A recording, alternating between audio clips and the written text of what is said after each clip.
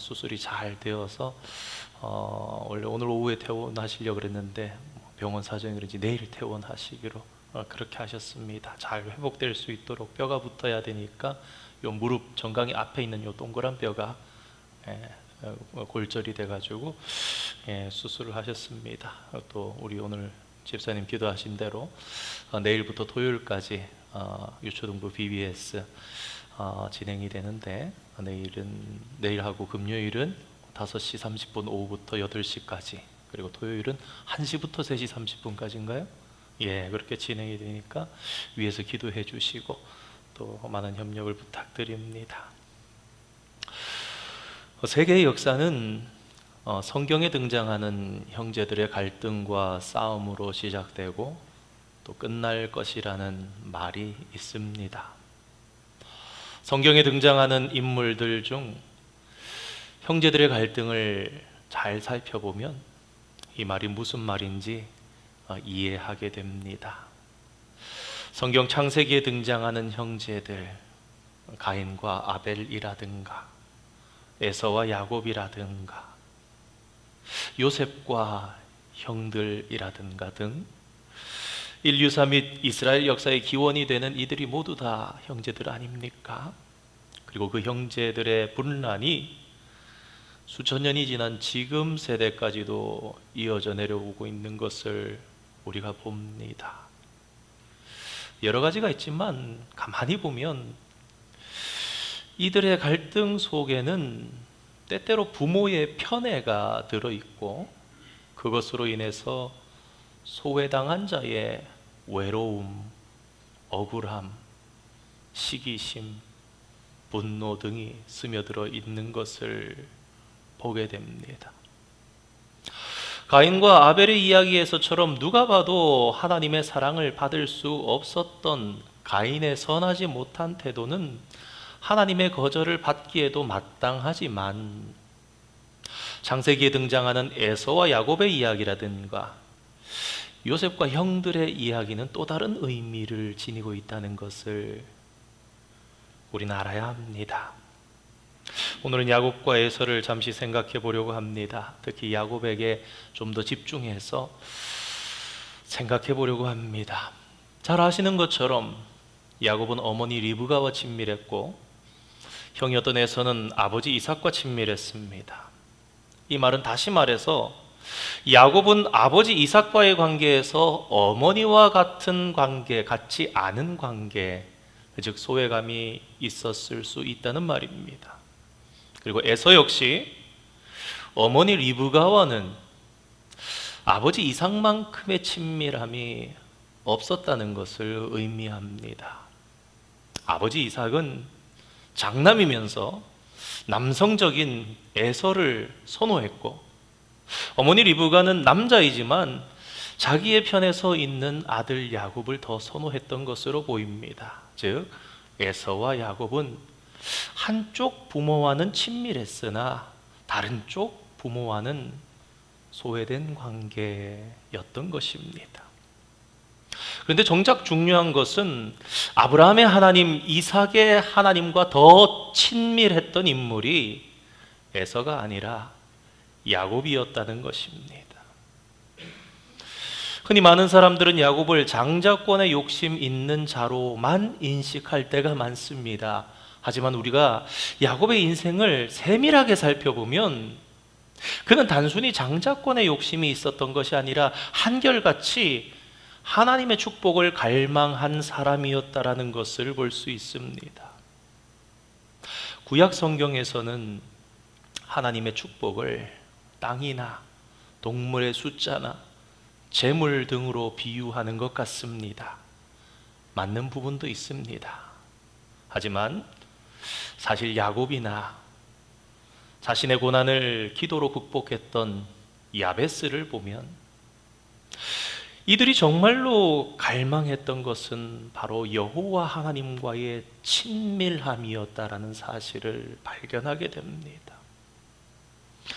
오늘날 많은 교회에서 예배에 성공하자, 그런 말을 합니다. 예배에 목숨을 걸자 그렇게 말합니다. 그런데 여러분들에게 깜짝 놀랄 말씀을 드리겠습니다. 예배보다 더 중요한 것이 있습니다. 바로 하나님과의 친밀함입니다. 그런 깊은 하나님과의 친밀감 없이 드려지는 예배는 죄송합니다만 그저 주일에 나누어주는 주보에 따라서 예배 순서를 행하는 것이지 진정한 예배를 드렸다고 말할 수는 없을 것입니다.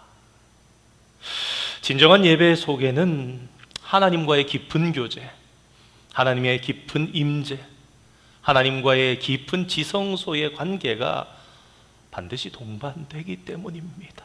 우리의 생명이 하나님과 연결되어 있고 하나님이 우리를 만지시는 체휼되는 하나님이 있는 것입니다. 세상에서 가장 중요한 것이 무엇입니까? 그렇게 질문한다면 많은 사람들이 행복이라든가 가족이라든가 건강, 사랑, 신뢰, 돈 등의 여러 가지 대답을 내놓을 것입니다.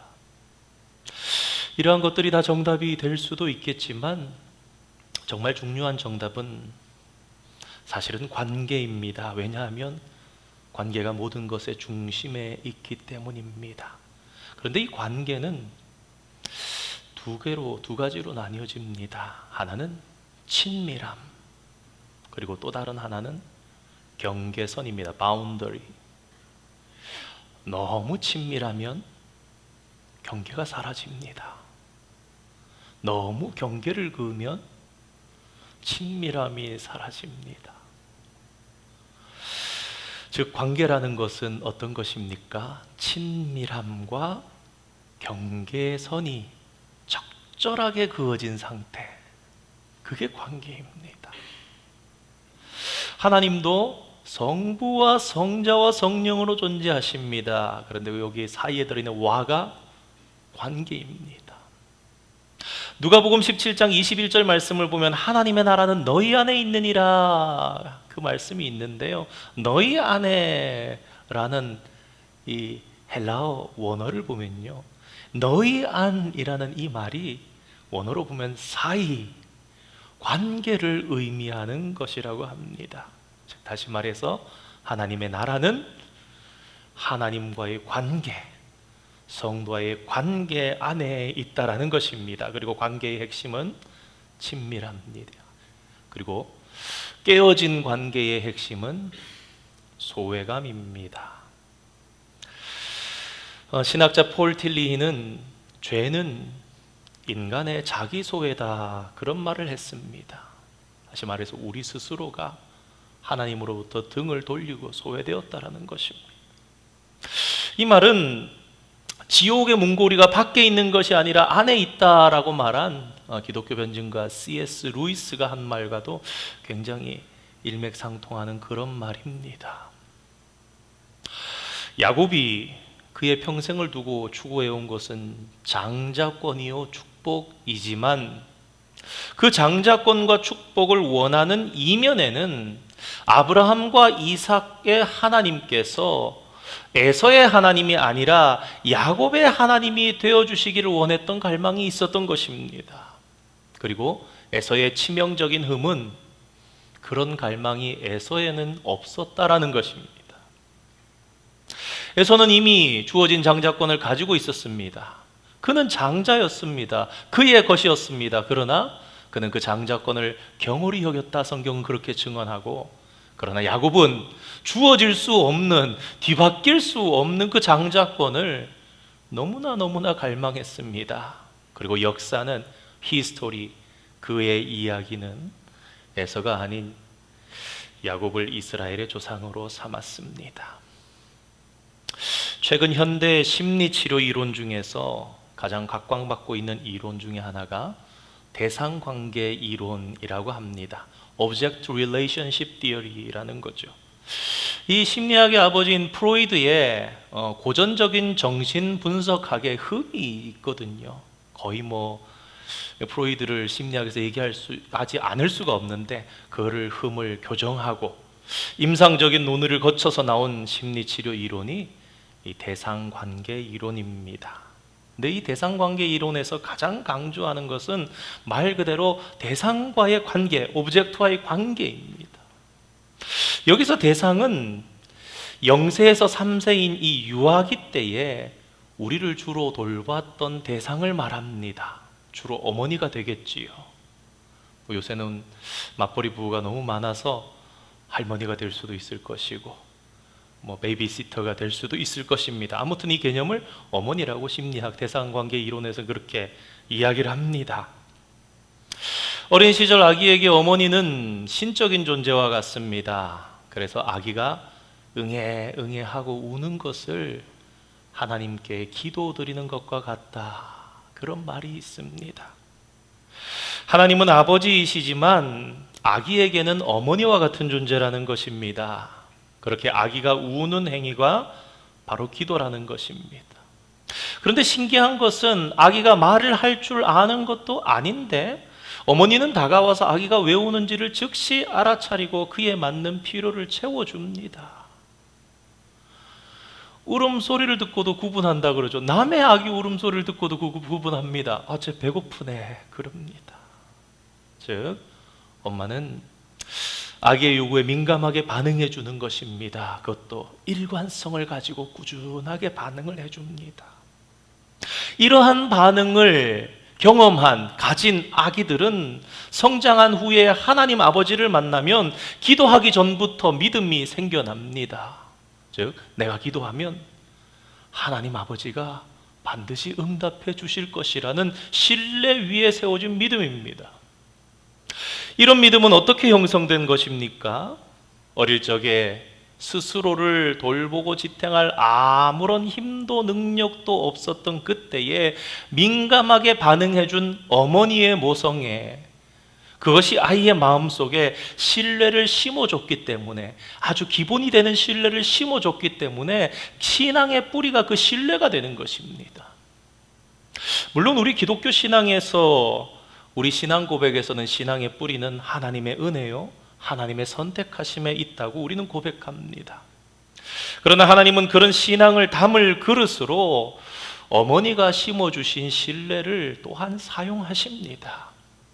계속해서 어머니라고 말씀을 드리지만 어머니가 아닐 수도 있고, 어머니가 아니라면 할머니, 할아버지, 아버지, 아니면 그 누구라도 아기의 가슴에 그런 신뢰를 심어준 사람을 말합니다.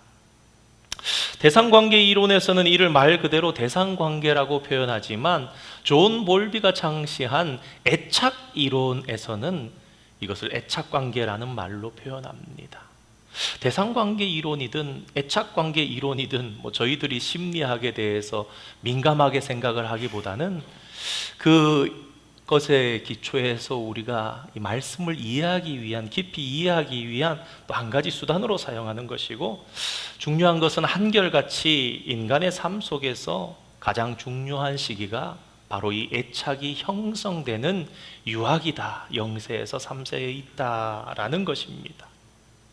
이 시기는 소위 인격의 기초를 놓는 시기입니다. 그래서 흔히 이 시기를 굳지 않은 시멘트다, 그렇게 말합니다. 우리 어릴 때 보면 공사할 때 공사장에 속상하는 장면들이 있습니다. 뭡니까?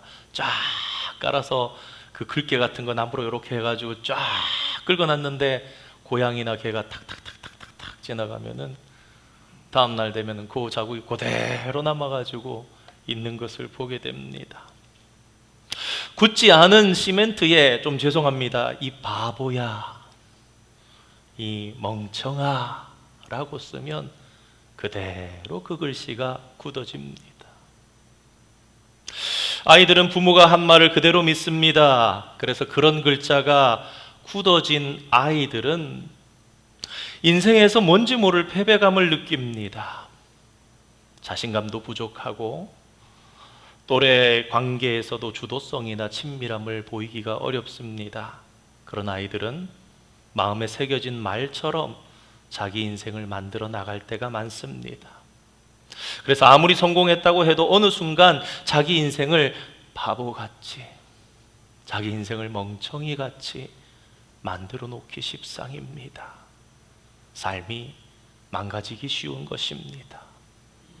그런데 그 굳지 않은 시멘트에 너는 소중해, 너는 괜찮아 라고 쓴 아이들은 청소년이 되고 어른이 되어도 주변에서 소중한 아이가 되고 괜찮은 아이가 될 가능성이 많을 것입니다. 다시 말씀드리지만 자녀는 부모의 말을 그대로 믿기 때문입니다. 미국 남침내교 목회신학자였던 웨인 오츠 교수는 이렇게 말했습니다. 당신이 어떤 소유의 성격의 소유자이든 당신을 당신 되게 만든 말 한마디가 당신의 영혼 깊이 박혀 있습니다. 그런 의미에서 창세기 25장 27절 28절에 나타난 에서와 야곱의 성장 과정에 대한 아주 짧은 한마디 말씀은 생각보다 많은 것을 시사하고 있는데요. 우리 한번 띄워주시겠습니까? 창세기 25장 27절 28절 함께 한번 읽어보겠습니다. 그 아이들이 장성함에 에서는 익숙한 사냥꾼이었으므로 들사람이 되고 야곱은 조용한 사람이었으므로 장막에 거주하니 이삭은 에서가 사냥한 고기를 좋아하므로 그를 사랑하고 리브가는 야곱을 사랑하였더라. 아멘. 여러분, 이 성경 말씀 구절을 가만히 한번 보시기 바랍니다. 에서는요 외향적인 사람이었음을 우리가 알게 되고요, 야곱은 내향적인 사람처럼 그려집니다. 그런데 28절 말씀을 보면요 좀 깊이 생각해 볼 만한 내용이 소개되고 있습니다. 이삭과 리브가, 아버지와 어머니가 이 두 쌍둥이 아들을 좋아하고 사랑하는 태도에서 차이를 보이기 때문입니다. 여러분 잘 보시기 바랍니다. 이삭이요 에서를 좋아했던 것은요 무엇 때문입니까? 에서가 사냥한 고기를 좋아함으로입니다. 어떻게 보면 에서를 좋아한 게 아닐 수도 있는 겁니다. 첫째 아들이 사냥한 고기를 좋아했던 겁니다. 여러분, 그에 비해서 야곱은 조용한 사람이기에 그의 어머니 리브가가 사랑하였더라. 리브가는 야곱을 사랑한 겁니다. 이삭은요 에서의 고기를 좋아한 겁니다. 에서를 좋아한 게 아니라 에서의 고기를 좋아한 겁니다. 성경에서 한 인물에 대한 스토리 평가가 굉장히 함축적일 수밖에 없습니다. 특히나 창세기는요 가족에 대한 이야기, 개인에 대한 이야기가 성경에서 가장 자세하고 많이 기록된 이야기인데요, 우리 평생을 살아가면서 부부관계, 부모관계, 자녀관계 이 모든 것들에 대한 너무나 큰 힌트가 담겨 있는 책이 사실은 창세기입니다. 우리가 붙들고 우리 가정 내에 있는 문제들을 기도할 때에 가장 많은 참고가 되는 그게 사실은 창세기입니다. 우리의 인생과 가정에 대단히 깊이 조명을 하는데요, 그래서 아주 작은 표현 같지만요 대단히 깊이 생각해 볼 가치가 있고 이유가 있는 그런 말씀입니다. 방금 말씀드린 것처럼 에서를 사랑한 것이 아니라 에서가 사냥한 고기를 좋아했습니다. 이삭이 에서를 더 사랑했다라는 기록은 사실은 성경을 찾아보면 없습니다. 다만 성경에서 말씀하는 바가 있습니다. 에서가 이방 여인을 아내로 얻어서 아버지 이삭과 어머니 리브가 두 사람의 마음에 근심이 되었다는 이야기가 있을 뿐입니다. 우리 창세기 26장 34절 35절 함께 한번 읽어보겠습니다. 에서가 40세에 해쪽 속 부에리의 딸 유딧과 해쪽 속 엘론의 딸 바스맛을 아내로 맞이하였더니 그들이 이삭과 리브가의 마음에 근심이 되었더라. 아멘. 나중에 야곱이 형을 피해서 도망갈 때 몰래 아버지 어머니가 마지막에 만나고 형 없는 그 사이에 부탁하는 말이 뭡니까? 거기 가서 왜 형의 아내 이방 여인들이 마음을 기쁘게 해주지 못했기 때문입니다. 그리고 이삭은 에서가 가져다 주는 별미에 취해서 결국은 야곱을 에서인 줄 착각하고 하여튼 에서에게 향했던 모든 축복을 다 야곱에다 쏟아붓지요. 그리고 이에 반해서 야곱은 어머니의 신임과 사랑 가운데 자라났습니다.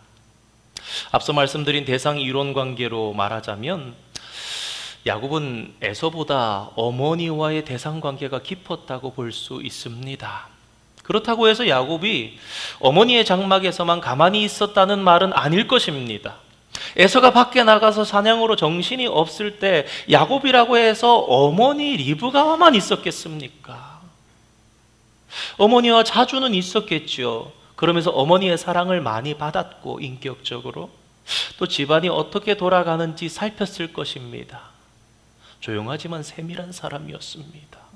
그리고 드문드문 아버지 이삭을 통해서 할아버지 아브라함에 대한 이야기도 들었을 것입니다. 그리고 어쩌면 그 할아버지 아브라함이 자기 아버지 이삭을 모리아 산에서 제물로 바치려 했다는 그 이야기도 들었을 것입니다. 야, 우리 아버지가 말이야 나한테 장작을 지어가지고 같이 제사 드리는 줄 알고 올라갔지. 그 아버지가 나를 묶으시네. 그런 얘기를 했을 수도 있을 것입니다. 분명한 것은요, 야곱이 그의 형에 비해서 장자가 아님에도 장자권을 대단히 중요하게 생각했다는 것입니다. 장자권은 하나님의 축복을 받는 자리라고 야곱은 굳게 믿었기에 그야말로 마음과 뜻을 다해서 정성을 다해서 어떻게 해서든지 야곱은 형의 장자권을 자기의 것으로 만들고 싶었던 것입니다. 형이 밖으로 도는 동안 야곱은 아버지와 어머니의 말씀을 들으면서 그 장자권이 가지는 그 의미에 대해서 더 깊이 알았고 그것이 결국은 하나님을 사모했다라는 말입니다. 아버지가 그것도 자발적으로 주지 못하는 형을 주려고 하는 그 하나님의 축복을 그렇게 받기를 원했지요. 친밀함은 그냥 이루어지는 것이 아닙니다. 저는 야곱을 생각하면서 마태복음 11장 12절 말씀이 떠올랐는데요. 함께 한번 읽어보시겠습니다. 세례 요한의 때부터 지금까지 천국은 침노를 당하나니 침노하는 자는 빼앗느니라. 아멘. 천국은 침노하는 자의 것인데 비하자면 예수님께서는 세례 요한으로부터 말씀하셨지만 야곱은 침노하는 자였구나. 그런 생각을 한번 해봤습니다. 오늘 본문에서 야곱은 야복 나루에서 천사와 씨름합니다. 그 천사는 야곱 자신의 운명과도 같은 천사였습니다. 여러분, 어떻게 사람이 천사를 이깁니까? 어느 누가 천사와 날이 새도록 씨름할 수 있겠습니까? 그러나 의지의 사람이었던 야곱은 천사를 놓지 않았습니다. 어쩌면 그는 아버지 이삭으로부터 할아버지 아브라함의 이야기를 들으면서 그 얘기를 들었을 수도 있을 것 같습니다. 야, 그때 아버지가 칼을 들어서 이렇게 하는데 천사가 아브라함아 아브라함아 그러면서 아버지의 손을 붙잡았다. 할아버지의 손을 붙잡았다. 상상력이긴 합니다만 어쩌면 야곱에게는 그 천사가 그 할아버지의 손을 잡았던 그 천사가 떠오르면서 지금 이 천사를 내가 붙잡지 않으면 다시는 자신에게 하나님의 복을 기대할 수 없을 수 있겠다는 그런 절박함이 있었을 것입니다. 분명합니다. 왜냐하면 야곱이 육체적으로만 의지했던 것이 아니라 혼과 영을 더해서 육과 혼과 영이 더해서 이게 무엇을 하는 것인지 자기 자신도 알지 못하는 가운데 하나님의 영에 이끌려서 그렇게 싸웠던 것이거든요. 그의 허벅지 관절이 위골되도록 고통스러웠지만 놓지를 않았습니다. 그리고 마침내 천사는 야곱을 축복합니다. 그리고 야곱의 이름을 바꿔줍니다. 아시는 것처럼 구약 성경에서 이름대로 된 인물은 대단히 많습니다. 다시 말해 이름은 곧 운명이었습니다. 야곱, 사기꾼, 속이는 자. 그랬는데 이스라엘, 하나님과 겨루어 이긴 자라는 놀라운 칭호를 얻었습니다.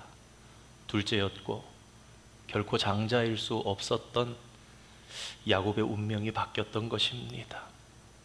형과 아버지를 속여서라도 받고 싶었던 그 장자의 축복권과는 비교할 수 없는 복을 야곱이 받았습니다. 다른 것을 말씀드리려는 것이 아닙니다. 사랑하는 성도 여러분, 복을 받으려면요, 어떻게 해야 합니까? 복 받으려면 복 주시는 분에게 가까이 다가가야 합니다.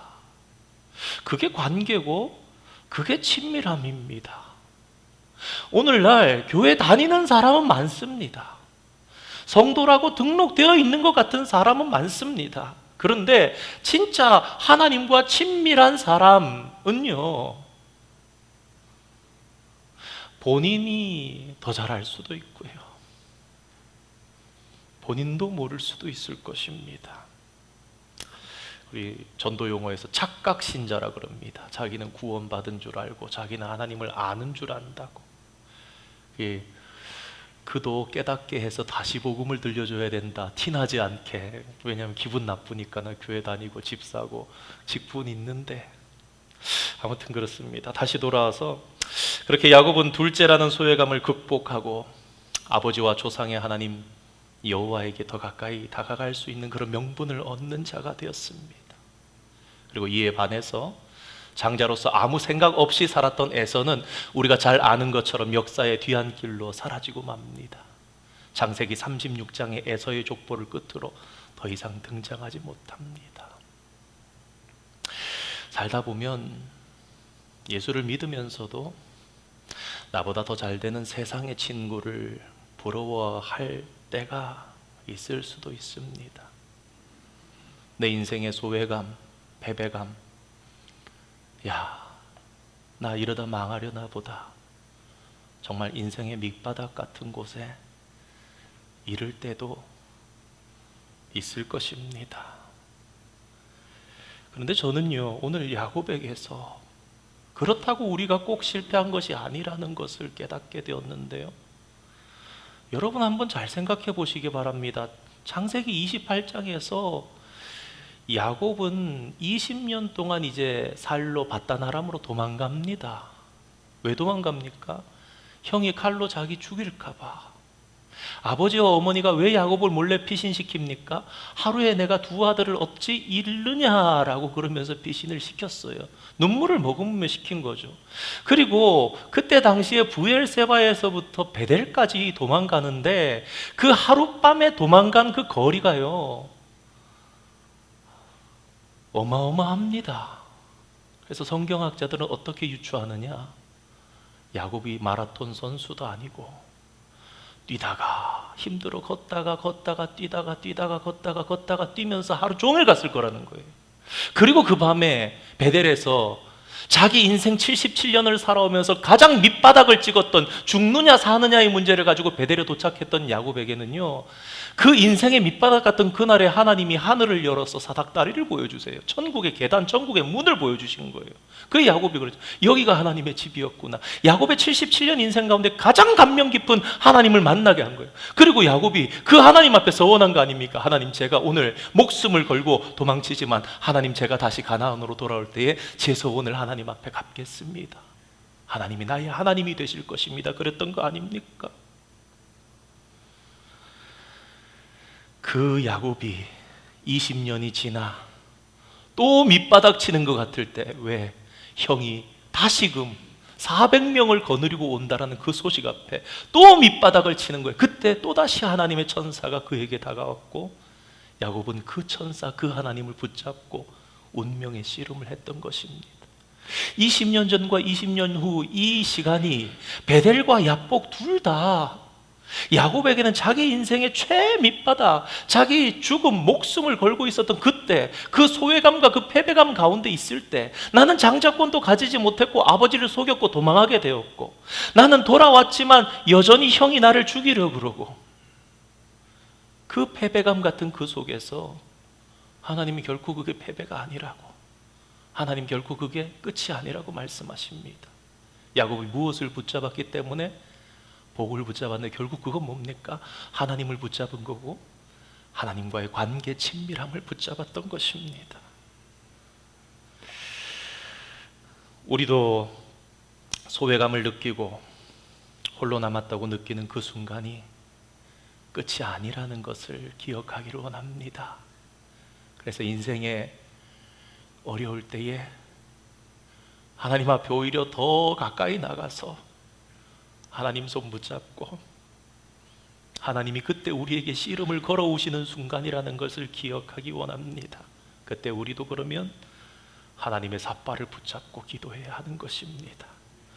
창세기 32장 26절 말씀인데요, 제가 이렇게 끊어서 읽을 테니까 같이 한번 고백했으면 좋겠는데 제가 전체를 한번 읽어보겠습니다. 당신이 내게 축복하지 아니하시면 가게 하지 아니하겠나이다. 두 군제로 끊겠습니다. 당신이 내게 축복하지 아니하시면 이렇게 하고 가게 하지 아니하겠나이다 이럴 텐데요, 당신이 내게 축복하지 아니하면, 당신이 내게 축복하지 아니하면, 한번 고백해 보겠습니다. 당신이 내게 축복하지 아니하면 가게 하지 아니하겠나이다. 가게 하지 아니하겠나이다. 아멘. 우리 함께 그 믿음으로 살아가고 그렇게 고백하는 저와 여러분 되기를 원합니다. 말씀 준비하면서 이 찬양 좀 오랜만에 불러보는데 이게 생각이 났습니다. 인생이 밑바닥 치는 것 같은 그날에, 아무도 말하지 않는 것 같고 나를 찾아주지 않는 것 같은 그날에 주님은 말하시고 주님은 오십니다. 아무도 말 않는 날에